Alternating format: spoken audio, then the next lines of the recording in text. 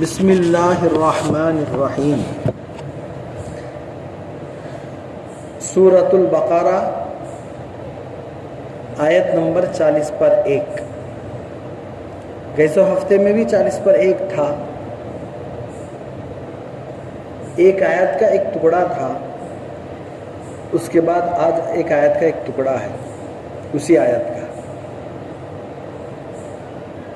کیا ہے؟ اعوذ باللہ من الشیطان الرجیم، بسم اللہ الرحمن الرحیم۔ ولا تشتروا بآیاتی ثمنا قلیلا وإیایا فاتقون۔ ترجمہ: میری آیتوں کو فروخت مت کرو تھوڑی سی قیمت پر، اور صرف مجھی سے ڈرو۔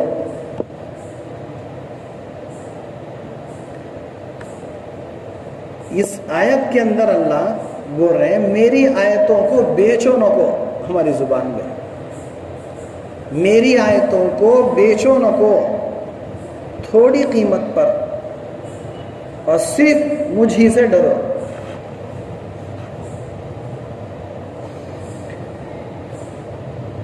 سورہ بقرہ کی آیت نمبر 40 پر 1 کے دوسرے حصے میں دو باتیں بتلا رہے ہیں اللہ تعالیٰ۔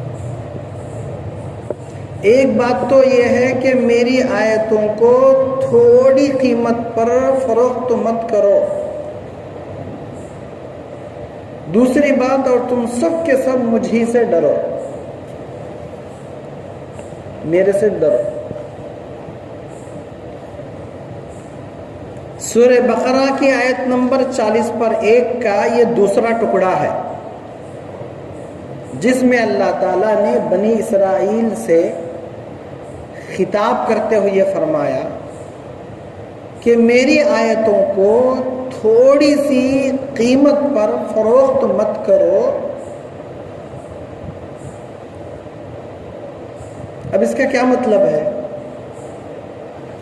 اس کا ہرگز یہ مطلب نہیں ہے کہ زیادہ قیمت پر فروخت کیا جا سکتا ہے، یا ڈاؤٹ آ سکتا نا، وَلَا تَشْتَرُوا بِآیَاتِي ثَمَنًا قَلِيلًا، اور تم مت فروخت کرو میری آیتوں کو تھوڑے قیمت پر، تو زیادہ قیمت پر بیچ سکتی؟ اس کا ہرگز یہ مطلب نہیں ہے کہ زیادہ قیمت پر فروخت کیا جا سکتا ہے، بلکہ اس آیت کا مطلب یہ ہے کہ دنیاوی وقتی اور حقیر مادی فائدے کے خاطر آخرت کی ابدی اور دائمی قیمتی دولت سے محروم مت ہو جاؤ، یہ مطلب ہے۔ کیا مطلب ہے؟ دنیاوی اور وقتی، ٹیمپروری، دنیاوی اور ٹیمپروری اور حقیر، سب سے گئے گزری قیمت، حقیر مادی فائدے کے خاطر آخرت کی ابدی، ہمیشہ کی، آخرت کی ہمیشہ اور دائمی قیمتی دولت سے محروم مت ہو جاؤ۔ آخرت کے مقابلے میں یہ جو دنیا ہے، پوری دنیا مل کر، ہم بار بار یہ بات سنی، پوری دنیا مل کر، پوری دنیا جس میں ہر ملک آ گیا، لنگڑے مچھر کے پر کے برابر بھی نہیں، بولے جب لنگڑے مچھر کے پر کے برابر بھی نہیں، تھوڑی سی قیمت پر فروخت کرے قرآن کی آیتوں کو، تو کیا وہ کوئی قیمت ہے آخرت کے مقابلے میں؟ اس لیے بول رہے ہیں ہرگز یہ مطلب نہیں ہے کہ زیادہ قیمت پر بیچنا، بلکہ مطلب یہ ہے کہ دنیاوی وقتی ٹیمپروری اور حقیر مادی فائدے کے واسطے، دنیاوی فائدے کے واسطے آخرت کی ابدی ہمیشہ کی زندگی اور ہمیشہ کی جو قیمتی دولت سے محروم مت ہو جاؤ، یہ بولنا چاہ رہا ہوں۔ دنیا کی بڑی سے بڑی دولت بھی آخرت کی دولت کے مقابلے میں بہر صورت قلیل یعنی تھوڑی ہے ہی نہیں ہے۔ دنیا کی بڑی سے بڑی دولت بھی آخرت کی دولت کے مقابلے میں ہر صورت میں تھوڑی ہے نہیں، تھوڑی ہے۔ اب بنی اسرائیل کے جو خاص تھے، انہوں نے حضور صلی اللہ علیہ وسلم اور قرآن مجید سے متعلق تورات میں موجود پیشین گوئیوں پر پردے ڈال دیے تھے اور اس میں تحریف سے کام لیا تھا۔ اس معاملے میں وہ اللہ تعالیٰ سے نہیں ڈرتے تھے۔ سورہ مائدہ کی آیت نمبر 40/4 میں بھی اس غلط حرکت سے روکا گیا۔ وَلَا تَشْتَرُوا بِآيَاتِي ثَمَنًا قَلِيلًا، تھوڑی سی قیمت لینے کے خاطر میرے آیتوں کا سودا نہ کرو۔ کون بول رہے ہیں؟ اللہ تعالیٰ۔ سورہ توبہ کی آیت نمبر 9 میں ان کی اس حرکت بد کا تذکرہ کیا گیا ہے۔ یہ بری حرکت کا تذکرہ کرے، اشتروا بآیات اللہ ثمنا قلیلا، انہوں نے اللہ تعالیٰ کی آیتوں کے بدلے دنیا کی تھوڑی سی قیمت لے لینا پسند کر لیا۔ اللہ تعالیٰ نے انہیں حکم دیا کہ وہ صرف اللہ سے ڈریں، یعنی مخلوق کا ڈر اپنے دلوں سے نکال دیں۔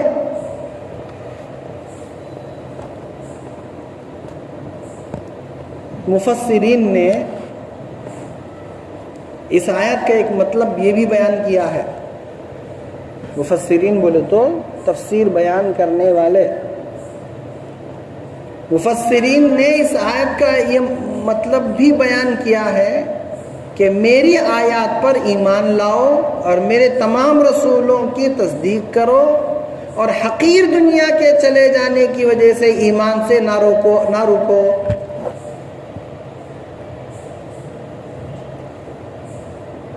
اگر کفر اختیار کیے رہنے میں کچھ فائدے نظر آتے ہوں تو ان فائدوں کی پرواہ نہ کرو۔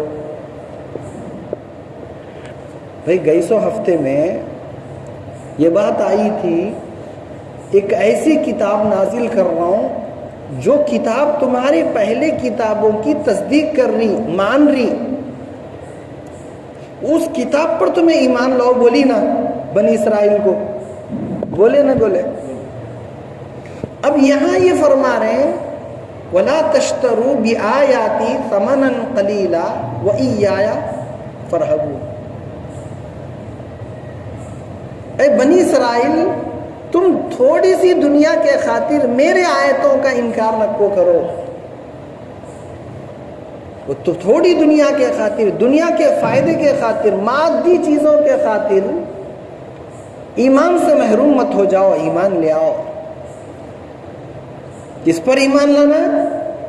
میری آیتوں پر ایمان لاؤ، میرے تمام رسولوں کی تصدیق کرو، اور حقیر دنیا کے چلے جانے کی وجہ سے ایمان سے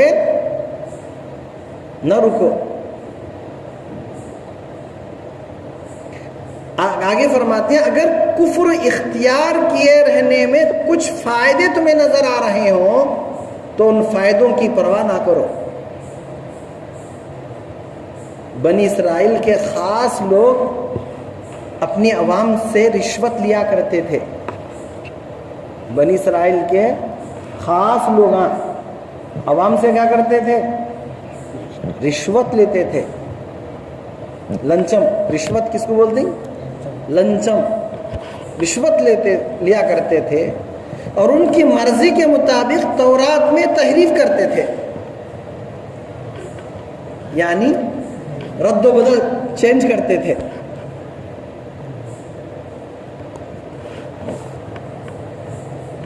قرآن ان کی کتاب میں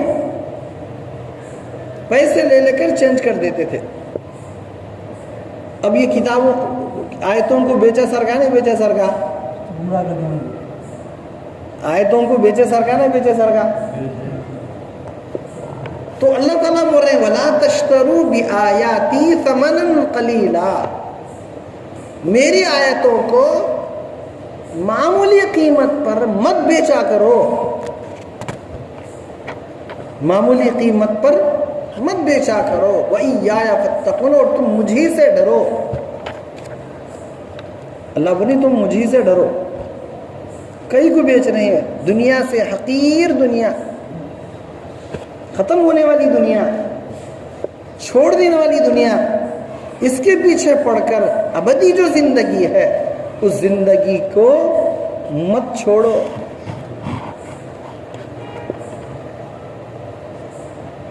बनी इसराइल के खास लोग जो अच्छे जानने वाले हैं, ये लोग क्या करते थे, अवाम से रिश्वत लेते थे, रिश्वत लेकर किताबों में तब्दील कर देते थे। तो अल्लाह ताला ने ये फरमाया वला तश्तरू बि आयाती समनन कलीला, थोड़ी कीमत पर मेरी आयतों को मत बेचा करो। और उनकी मर्जी के मुताबिक तौरात में तहरीफ किया करते थे, जैसा कि तफसीर बैज़ावी में मौजूद मज़कूर है। तफसीर की एक किताब है बैज़ावी के नाम से, वो आलिम कोर्स में पढ़ाई जाती है।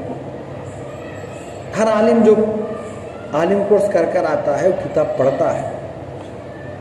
उस किताब में ये खुलासा लिखा हुआ है। अल्लाह ताला हम सबको कुरान मजीद की तमाम आयात पर ईमान रखते हुए उन पर अमल करने की तौफीक अता फरमाए। ये यहाँ तक आयत नंबर 40 पर 1 का तर्जुमा माना मतलब हो गया। आगे देखिए, हक को बातिल के साथ मत मिलाओ। हक को बातिल, हक का जो अपोजिट होता वो उसको बातिल बोलते, एक सच एक झूठ। सच को हक बोलते हैं, झूठ को बातिल बोलते हैं। हक को बातिल के साथ मत मिलाओ। आयत नंबर 40 पर 2, औज़ु बिल्लाहि मिनश शैतानिर रजीम वला तलबिसुल हक़्क़ बिल बातिल व तक्तुमुल हक़्क़ व अंतुम तालमून। अल्लाह ताला फरमाते हैं मत मिलाओ हक को बातिल के साथ और मत छुपाओ हक को हालांकि तुम जानते हो। इस आयत में 3 बातें बतलाई गई हैं, 3 बातें। पहली बात यह है कि हक को बातिल के साथ खलत मलत मत करो, मिलाओ न को। हक है तो हक, बातिल है तो बातिल। हक को बातिल के साथ मत मिलाओ। दूसरी बात, हक बात को ना छुपाओ, कभी भी नहीं छुपाना हक बात को। उन्हें क्या बोलना था कि नहीं समझना, सामने वाला मेरे से नाराज होता है कि नहीं, हक बात है तो बोल देना। नंबर 3, तुम्हें तो खुद उसका इल्म है, तुम्हें तो खुद उसका इल्म है, यानी हक को बातिल के साथ नहीं मिलाना इल्म है, और हक को नहीं छुपाना, हक बात को नहीं छुपाना, इस बात का भी इल्म है तुम्हारे को। तुम्हें तो खुद उसका इल्म है, फिर उस पर अमल नहीं तुम्हारा। बनी इसराइल में ये बुराई आम थी। क्या बुराई आम थी? ये बुराई आम थी कि तौरात में तहरीफ करते थे। जो किताब थी, जैसे कुरान, हम जिस पर ईमान ला रहे हैं ना, हमारी किताब है ना कुरान, हमारे नबी पर नाजिल की गई ना किताब, वो हमारे लिए तो नाजिल की गई ना, तो हमारी किताब हुई नहीं। वैसे उनकी भी किताब थी तौरात, उसमें ये लोग क्या करते थे, रद्दो बदल करवाते थे, तहरीफ करते थे। ایک عام عادت، ایک عام برائی تھی ان کے پاس اس میں کاٹ چھاٹ کرنے کی. اور اللہ تعالیٰ نے جو کچھ کہ تورات میں اتارا تھا وہ ساری باتیں حق تھی. اللہ تعالیٰ جو بھی باتیں تورات میں اتارے وہ پورے کے پورے باتیں کیا تھی؟ سچ تھی اور حق تھی. مگر بنی اسرائیل نے اپنی مرضی سے اپنی باتیں اس میں شامل کر دیں. اس طرح حق اور باطل میں خلط ملط مت کرو. آیت میں 3 باتیں بتلائی گئی نا. پہلی بات یہ ہے کہ حق کو باطل کے ساتھ مت کرو. تو کیا مطلب ہے؟ بنی اسرائیل میں یہ بری عادت تھی اور عام عادت تھی کہ تورات میں تحریف کرتے تھے. اللہ تعالیٰ فرما رہے اس وہ تحریف مت کرو، رد و بدل مت کرو، حق کو باطل کے ساتھ مت ملاؤ.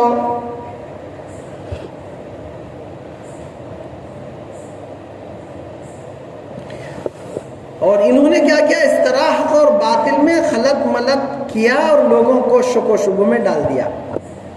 ادھر کا ادھر، ادھر کا ادھر، ادھر کا ادھر کر دیا. اب عام لوگ کیا ہو گئے؟ شک و شبہ میں پڑ گئے. یہاں تک کہ بنی اسرائیل نے حق کو چھپا دیا. جس حق کا حق یہ تھا کہ اس کو ظاہر کر دیا جائے، اور انہوں نے باطل کو آشکارا کیا، کھول کھول کر باطل کو، حق کو چھپایا، باطل کو عام کیا. جس کا حق یہ تھا کہ اس کو دفن کر دیا جاتا، باطل کو دفن کر دیا جاتا اور حق کو ظاہر کیا جاتا، مگر انہوں نے کیا کیا؟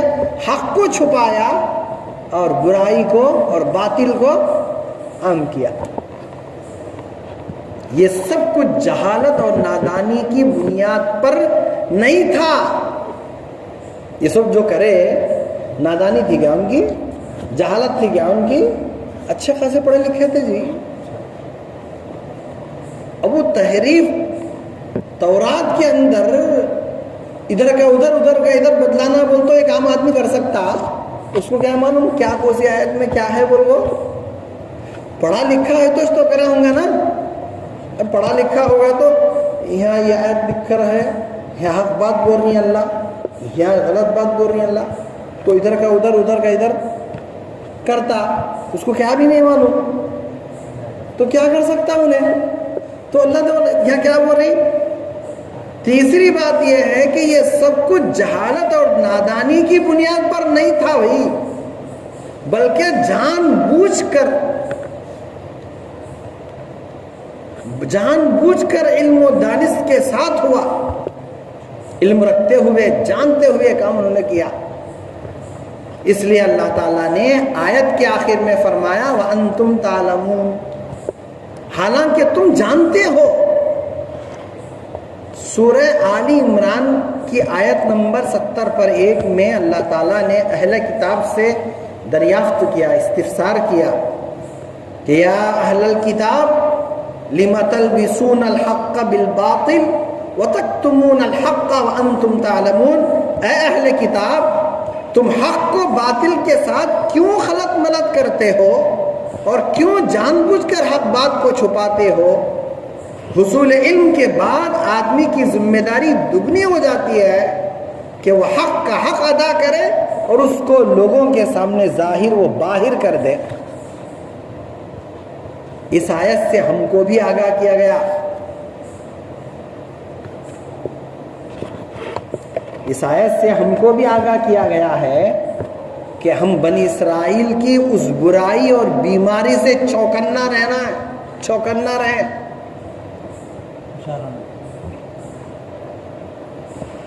بنی اسرائیل کی اس برائی، کیا برائی؟ کیا برائی؟ چھپانا. سچ کو چھپاتے تھے اور باطل کو، جھوٹے باتوں کو اس کو عام کرتے تھے.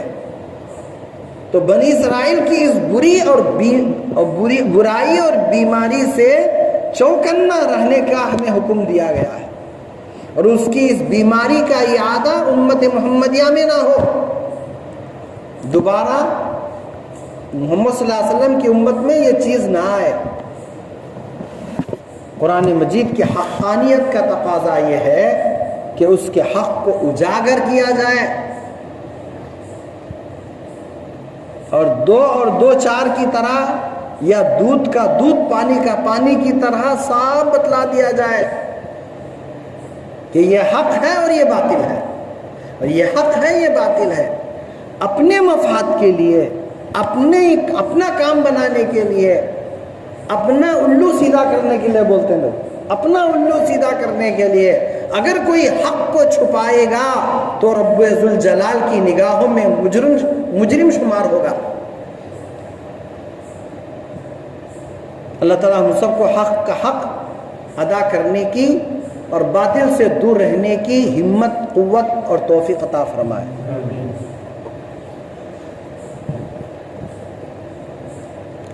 یہ جو آیت تھی، آیت نمبر 40 پر 2ویں آیت تھی، جس میں اللہ تعالیٰ نے کیا فرمایا؟ حق کو باطل کے ساتھ مت ملاؤ اور حق کو چھپاؤ نہ کو، اور اس حال میں کہ تم جانتے ہو، جانتے بوجھتے کام مت کرو. حق کو ملاؤ نہ کو باطل کے ساتھ، دوسری بات حق کو چھپاؤ نہ کو، تیسری بات جانتے بوجھتے کام کر رہے تمہیں. 40 پر 2 کے اندر یہ بیان کیا گیا. آیت نمبر 40 پر 3، اعوذ باللہ من الشیطان الرجیم وَأَقِيمُوا الصَّلَاةَ وَآتُوا الزَّكَاةَ وَارْكَعُوا مَعَ الرَّاكِعِينَ. بہت اہمیت کا ہے سبق، بہت اہمیت ہے اس آیت کی. وَأَقِيمُوا الصَّلَاةَ وَآتُوا الزَّكَاةَ وَارْكَعُوا مَعَ الرَّاكِعِينَ. نماز قائم کرو اور زکوٰۃ دو اور رکوع کرو رکوع کرنے والوں کے ساتھ. کتنی باتیں بتائیں اس میں؟ نماز قائم کرنا اور زکوٰۃ ادا کرنا. تیسری بات رکوع کرو رکوع کرنے والوں کے ساتھ. اس آیت میں 3 باتیں بولی اللہ تعالیٰ. پہلی چیز نماز قائم کرو، پہلی چیز نماز قائم کرو، دوسری چیز زکوٰۃ ادا کرو، تیسری چیز رکوع کرنے والوں کے ساتھ رکوع کرو. اب دیکھو بھائیو، تمہارے سامنے بات کھل کو آ رہی. اب تک تمہارے کو معلوم نہیں تھا رکوع کرنے والوں کے ساتھ رکوع کرو بول کو، نماز قائم کرو بول کو، زکوٰۃ ادا کرو بول کو. تمہیں تفسیر میں بیٹھنے والے، دوسرے اور لوگ تفسیر میں بیٹھنے والے نہیں. وہ لوگ تمہارے سے پوچھے قرآن میں کہاں ہے نماز پڑھو بول کو. آیت نمبر 40 پر 3 میں مولانا سنائے تھے. سورہ کا نام سورہ بقرہ تھا. وہ سورہ بقرہ کی آیت نمبر 40 پر 3 میں ہمارے کو سنائے تھے بیٹھے سے خود میں، نماز قائم کرو، زکوٰۃ ادا کرو اور رکوع کرنے والوں کے ساتھ رکوع کرو. 3 باتیں بتائے تھے، ذہن میں آ گئے. بول اللہ اکبر. تمہارے میں ان میں فرق ہونا نہیں ہونا. بیٹھنے والا نہیں بیٹھنے والا دونوں برابر ہو سکتی. اس کا مذاکرہ ہوتے رہنا، دوستوں میں مذاکرہ ہوتا رہنا. ہمیں سنے رہے قرآن میں آیت نمبر 40 پر 3، سورہ کا نام سورہ بقرہ. اس میں اللہ تعالیٰ یہ بیان کر رہے ہیں نماز قائم کرو، زکوٰۃ ادا کرو، تیسرا رکوع کرنے والوں کے ساتھ رکوع کرو. یہ 3 باتیں بتا رہی. ارے ہمارے کو یہ قرآن کی آیت کا ترجمہ معلوم ہو گیا. رہے ہمیں اپنے آپ کو بول لینا یہ قرآن کریم کا ایک ترجمہ معلوم ہو گیا ہمارے کو. اللہ قرآن میں پہلے پارے میں بول رہی ہے نماز قائم کرو، زکوٰۃ ادا کرو، رکوع کرنے والوں کے ساتھ رکوع کرو. اتنا بھی علم ہو گیا تو بس ہے نا بھائی. اللہ عمل کی توفیق عطا فرمائے. اب اللہ تعالیٰ نے یہاں نماز کو قائم کرنے اور زکوٰۃ دینے کا حکم دیا. نماز کو قائم کرنے کا حکم قرآن مجید میں کئی جگہ دیا گیا ہے. قرآن مجید میں نماز پڑھنے کا حکم کئی جگہ, کتنے کی جگہ دیا گیا ہے. کہاں دی؟ سورہ بقرہ کی آیت نمبر 80/3 میں اور 110 میں. سورہ نساء کی آیت نمبر 70/7 میں اور 103 میں. سورہ انعام کی آیت نمبر 70/2 میں. سورہ یونس کی آیت نمبر 80/7 میں. سورہ حج کی آیت نمبر 70/8 میں. سورہ نور کی آیت نمبر 50/6 میں.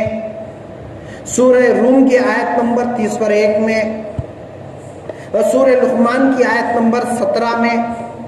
سورہ احزاب کی آیت نمبر 23 میں. سورہ مجادلہ کی آیت نمبر 13 میں.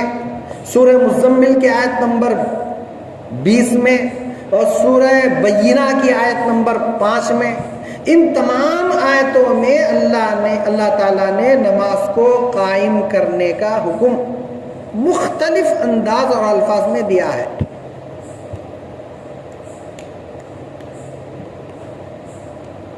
اس کے بعد بظاہر ایک عجیب حکم دیا گیا.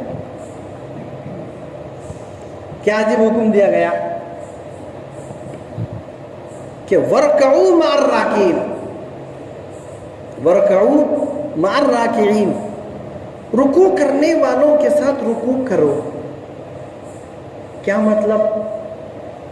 اچھا سنو. سوال یہ ہے کہ اس طرح صرف رکوع کرنے والوں کے ساتھ رکوع کرو کا حکم کیوں دیا جا رہا ہے جبکہ نماز میں رکوع داخل ہے؟ نہیں سمجھ میں بات؟ ہاں جی پوچھیے. نماز پڑھنے کے لیے نماز پڑھو جو جماعت کے ساتھ پڑھو. نہیں وہ نماز پڑھو بول کر پہلے بول دیا نماز پڑھو زکوٰۃ دو، رکوع کرنے والوں کے ساتھ رکوع کرو. تو جب نماز پڑھو بول کر جب حکم دیا گیا تو نماز پڑھنے کے حکم میں رکوع ہے نہیں ہے؟ ہے. نہیں ہے نہیں ہے تو رکوع ہے تو نماز قائم کرو بول کر بولے تو اس نماز کے قائم کرنے میں رکوع خود ہے نا، پھر الگ سے کیوں بیان کرے؟ اصل وہ لینا ہے. اب یہ نہیں پوچھ رہے کہ اس کا معنی کیا، مطلب کیا بول گو. یہ بول رہے ہیں کہ اس میں تھا تو رکوع کرنے کا حکم اس میں بھی تھا، یعنی شارٹ میں بیان کرے نماز قائم کرو بول کر.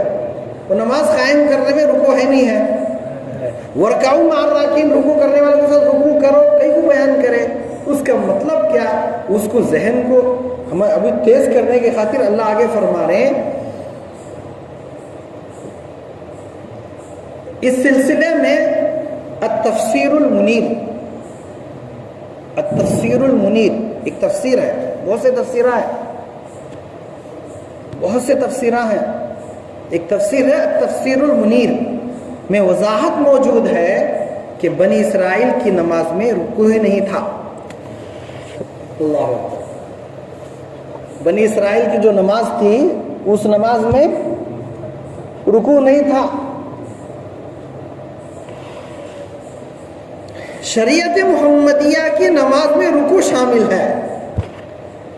سبحان اللہ بولا ایسے وقت میں. اللہ کا کرم مانیے، ایک رکوع میں بھی ہم جھک رہے ہیں، سجدے میں بھی ہم جھک رہے ہیں. کس کے سامنے؟ دو مرتبہ اللہ جھکا لے رہی ہیں اپنے پاک بارگاہ میں. کتنے بڑے ہم خوش نصیب ہیں جی. ان لوگوں پر نمازاں بھی فرض نہیں تھے، پورے 5 وقتی نماز. ہم ہی پر 5 وقت نماز فرض ہے، اور وہ نماز بھی تھی تو ان کی کیسی تھی؟ ادھوری. رکوع نہیں تھا. ہمارے میں کھڑا ہونا بھی ہے، رکوع بھی ہے، قرات بھی ہے، سجدہ بھی ہے، رکوع سے اٹھنا بھی ہے. 2 سجدے ہیں، ایک نہیں 2 سجدے ہیں. یہ ہم پر احسان نہیں؟ امت محمد صلی اللہ علیہ وسلم پر بہت بڑا احسان ہے. یہ بنی اسرائیل کو بول رہے شاید ہاں ان کو ہاں بول رہے رکوع کرو، ان کے ساتھ رکوع کرنا تھا رکوع کرو، اور بنی اسرائیل کو بول رہی نہیں، ان کو حکم جو تھا وہ ہے، یہ ہمارے لیے حکم ہے۔ ہمارے بعض جگہ پر اللہ ہمارے سبق کو دہرانے کے لیے، ہمارے کو عبرت حاصل کرنے کے لیے ان کے واقعات بیان کرتے ہیں اللہ۔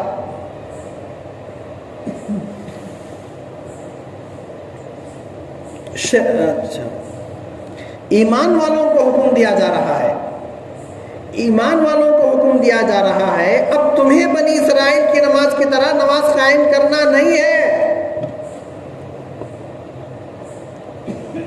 ایمان والوں کو حکم دیا جا رہا ہے کہ اب تمہیں بنی اسرائیل کی نماز کی طرح نماز قائم کرنا نہیں ہے، بلکہ رسول رحمت صلی اللہ علیہ وسلم کے طریقے کے مطابق نماز ادا کرنا ہے۔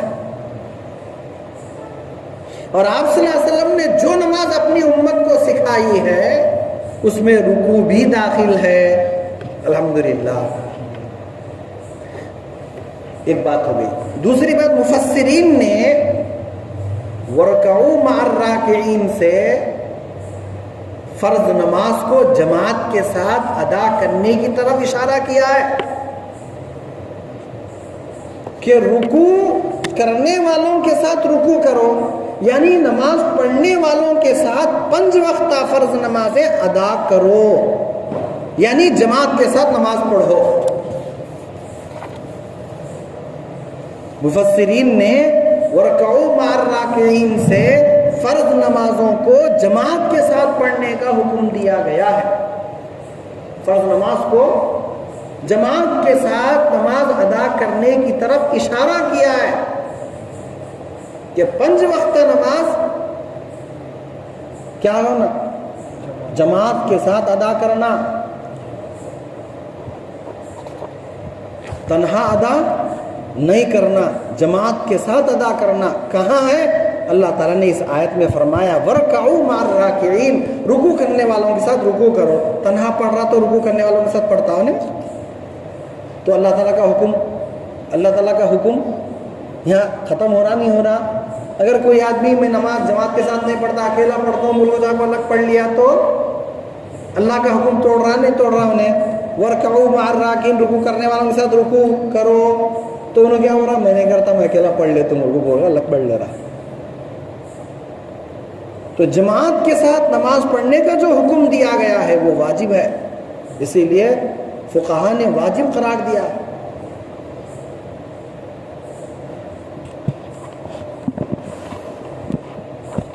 حضرت عبداللہ ابن مسعود رضی اللہ تعالی عنہ نے فرمایا کہ بلا شبہ میں نے اپنا وہ زمانہ دیکھا ہے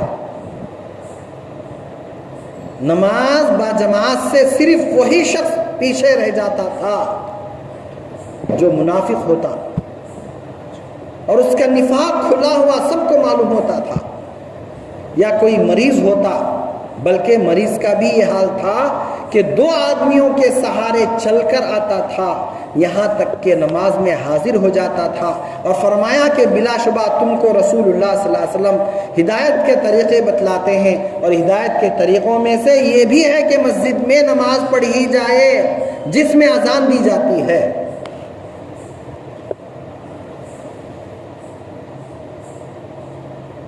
حضرت عبداللہ بن مسعود رضی اللہ تعالیٰ عنہ بہت بڑے جلیل القدر صحابی ہیں۔ انہوں فرماتے ہیں ہم نے وہ زمانہ بھی دیکھا ہے کہ نماز جماعت کے ساتھ ہر وہ شخص ادا کرتا تھا جو بیماری کی حالت میں دونوں کے سہارے آتا تھا، جماعت کی نماز نہیں چھوڑتا تھا، اور اسی طریقے سے مریض ہو یا کچھ ہو جماعت نہیں چھوڑتا تھا۔ ہاں، اس کی نماز چھوٹتی تھی جو منافق تھا، جس کے دل میں نفاق تھا، اس کی نماز نہیں چھوڑتی تھی، جماعت چھوٹ جاتی تھی اس سے۔ اب ذرا اندازہ لگاؤ، ہم جو جماعت سے نماز نہیں پڑھتا کس کی علامت ہے؟ ذرا غور کرو۔ جو اکیلے میں آ کر پڑھتا ہے وہ کس کی علامت اختیار کر رہا؟ منافقوں کی علامت ہے۔ منافق ہے، دل میں ایک اور زبان پر ایک. باہر سے دشمنی، ظاہری طور پر محبت اسلام سے، دین سے، قرآن والوں سے، مگر اندرونی طور پر اس کے عمل سے یہ بتلا رہا ہے کہ میں بیزار ہوں، اس وجہ سے جماعت میں نہیں آ رہا، جماعت کے ساتھ شریک نہیں ہو رہا. تو نبی کے زمانے میں منافق کی بھی ہمت نہیں ہوتی تھی کہ وہ جماعت کے ساتھ اس کی جماعت چھوٹ جائے. یہ ہمت نہیں ہوتی تھی اس کی. پڑھتا تھا، چھوڑنے والا سمجھتے تھے کہ منافق ہے. تو ہم ذرا اندازہ لگانا، اللہ ہم سب کی حفاظت فرمائے. اس آیت میں نماز کے ساتھ زکوٰۃ کی ادائیگی کا بھی حکم دیا گیا ہے. دیکھو اس میں پہلے نماز قائم کرو بولے، پھر اس کے بعد بیچ میں زکوٰۃ ادا کرو بولے تھے، اس کو آخر میں بیان کر رہی. بیچ میں دوسرے نمبر پر کیا بیان کریں؟ رکوع کرنے والوں کے ساتھ رکوع کرو، کیونکہ نماز بھی ایک ہی ہے، رکوع کرنے والوں کے ساتھ بھی وہ بھی وہی بات ہے. ٹاپک نماز کی ہے، یہ بھی ٹاپک نماز کی ہے. پہلے نماز کے بارے میں بول کر، پھر اس کے بعد زکوٰۃ کے بارے میں بول کر، پھر رکوع کے بارے میں کہیں کو بولنا. اس واسطے نماز کے بارے میں بھی بات ہو جائے، رکوع کے بارے میں بھی بات ہو جائے. نماز ہی کی بات، وہ ٹاپک نماز ہی کی ہے، اس لیے دونوں کو ایک ساتھ بیان کر دیا گیا. تیسری بات یہ ہے، اس آیت میں نماز کے ساتھ ساتھ زکوٰۃ کی ادائیگی کا بھی حکم دیا گیا ہے. نماز اور زکوٰۃ دونوں میں مناسبت یہ ہے کہ نماز سے دلوں کی پاکی و صفائی ہوتی ہے، اور زکوٰۃ سے مال کی پاکی و صفائی ہوتی ہے. سبحان اللہ. نماز اور زکوٰۃ دونوں میں مناسبت ہونا نا، یہ دونوں مناسبت ہونا آپس میں. دونوں کیا مناسبت ہے ان کی دونوں کی؟ سمجھ میں نہیں آ رہا. ارے سالے بھونا رہے ہو. اچھا اب سمجھ میں آیا، یہ مناسبت ہے. اب نماز کی اور زکوٰۃ کی دونوں میں کیا مناسبت ہے؟ مناسبت یہ ہے کہ نماز سے دلوں کی پاکی و صفائی ہوتی ہے، اور زکوٰۃ کی ادائیگی سے مال کی پاکی و صفائی ہوتی ہے. نماز با جماعت سے اتحاد و اتفاق پیدا ہوتا ہے، اور زکوٰۃ سے مالداروں اور غریبوں کے درمیان حائل دیوار ٹوٹ جاتی ہے. سبحان اللہ. اور آپس میں ہمدردی اور غمخواری پیدا ہو جاتی ہے. کتنی اچھی بات ہے، دیکھ کتنی اچھی بات ہے. نماز با جماعت سے اتحاد و اتفاق پیدا ہوتا ہے. اکیلے گھروں میں پڑھ لینے سے 5 وقت مسجد میں بلایا جا رہا، 5 وقت ملنا ہو رہا، ایک دوسرے کے حالت کیفیت معلوم ہو جا رہی، کون کیسا ہے، کون تکلیف میں ہے، کون غم میں ہے. آپس میں اتحاد، ایک دوسرے کو سلام کر لے رہے ہیں. اس لیے سلام کا بھی رواج ڈالنا. ہم آ رہے ہیں خالی نماز پڑھ لیتے چلے جا، السلام علیکم السلام. ایک وقت تھا پہلے کیا کرتے تھے معلوم؟ فرض نماز ہوتے سو ہاتھ مل لیتے تھے. اس کو ایسا ضروری سمجھ گئے کہ اس کو ختم کرے علماء کرام. کئی کو بولے تو ضروری سمجھے، ہر نماز کے بعد ملاقات کرنا ضروری سمجھ گئے. اتنا یہ ہو گئے تھے، ارے اس کو کہاں فرض سمجھتے ہیں بول کر علماء کرام ختم کر دیے اس کو. کم سے کم سلام تو بھی کر لے سکتے. السلام علیکم نماز پڑھ کر آیا، السلام علیکم نماز پڑھ کر. ایک دوسرے میں محبت پیدا ہوتی ہے، اور حدیث میں ہے ایک دوسرے پر سلام کرنے پر محبت پیدا ہوتی ہے. سلام کو عام کرو. تمہیں سامنے والے کو پہچانتے ہو یا نہ پہچانتے ہو، سلام کرو. قیامت کے آثار میں سے ایک ہے کہ پہچاننے والے کو سلام کرتا کرتے. اب اس سے ہمیں ڈرنا چاہیے. جو سامنے دکھا اس کو، یہ کبھی چھوٹا پن نہ رہنا، چھوٹا بچہ ہے تو انہیں میرے سے چھوٹے تو انہیں میرے کو کرنا. ارے نیکیوں میں آگے بڑھنے کے واسطے پہلے کر با. السلام علیکم بولنے میں کیا گیا؟ اور سلام کرنے والے کو زیادہ نہیں کیا، پہلے سلام میں پہل کرنے والے کو زیادہ نہیں کیا ملتی ہیں. تو جب مسجد کو آیا کرے تو مسجد میں جب نمازاں ہو گئے تو ایک دوسرے کو چھوڑیاں اتر رہے ہیں، باہر نکل رہے ہیں، السلام علیکم کرنے میں کیا جاتا ہے؟ دلوں کے اندر سے جو کدورت رہتی ہے وہ کدورت ختم ہو جاتی ہے، محبت پیدا ہو جاتی ہے.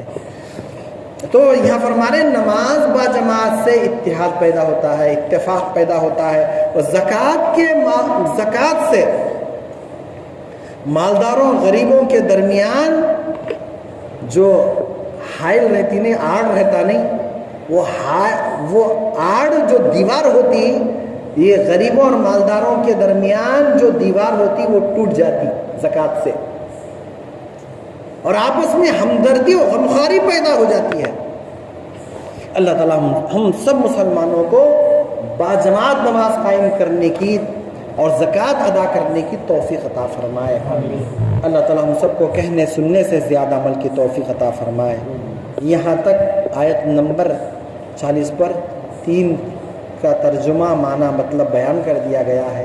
اللہ ہم سب کو عمل کی، علم صحیح کی توفیق عطا فرمائے۔ وآخر دعوانا الحمد للہ رب العالمین، والسلام علیکم ورحمۃ اللہ وبرکاتہ۔